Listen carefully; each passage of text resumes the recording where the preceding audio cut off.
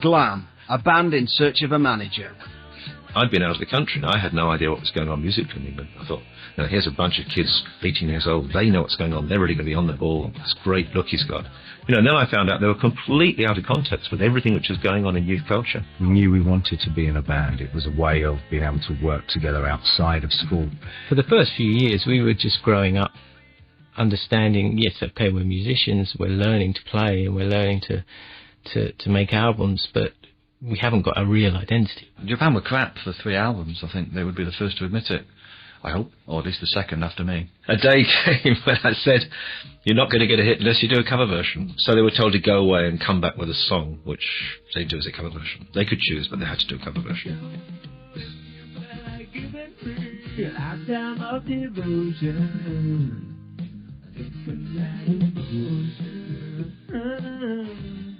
Although the Smokey Robinson cover wasn't an immediate success, it was a turning point, as Japan reinvented their look and their sound. You know, Richard joined the band later on, once the three of us had been playing together for a couple of years. And I was just playing keyboards in a conventional style, but my style was very lacking in technique especially. And it didn't really work out until he discovered synths. And then suddenly it was, how can I make real sounds using electronics? Which really came into its own on tin drum.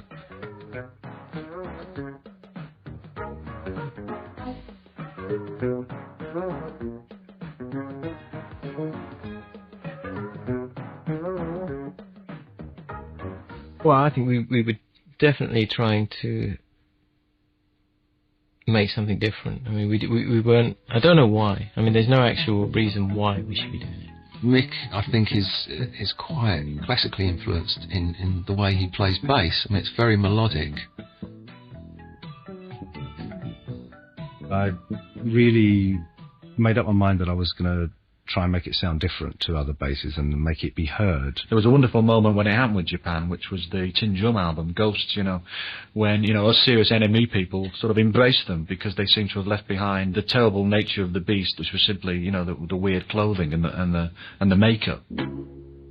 Just when I think I'm winning, when I've broken every door, the ghost of my life, the wilder than before.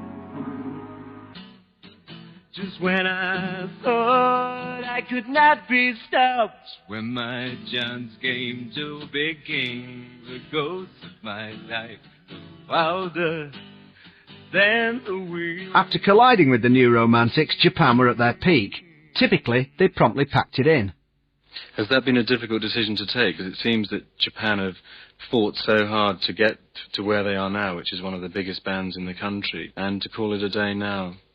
It's not a difficult decision for that reason. It's a difficult decision because it wasn't just a band, it was a way of life. One of the reasons why we did split up is that the constant fight that we'd always had suddenly wasn't there anymore. Suddenly we could do whatever we wanted. Everyone agreed with everything we said. And there was nobody else to fight against each other. It had to turn in on itself and implode. The collective did come back together for one last project, the Rain Tree Crow album.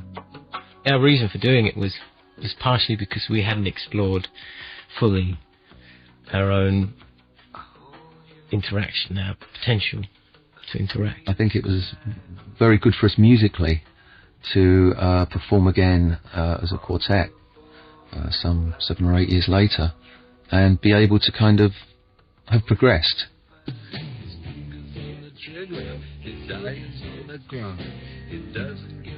Today the boys are still suiting themselves. The reclusive Sylvian records alone, while Jansen, Barbieri and Khan perform collectively as JBK.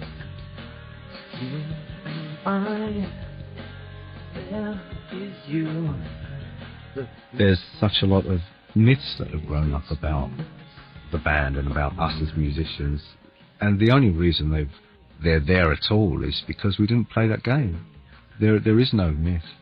I think we managed to kind of separate ourselves from a lot of the lightweight kind of pop at that time, and we kind of took on pop music in an artistic way.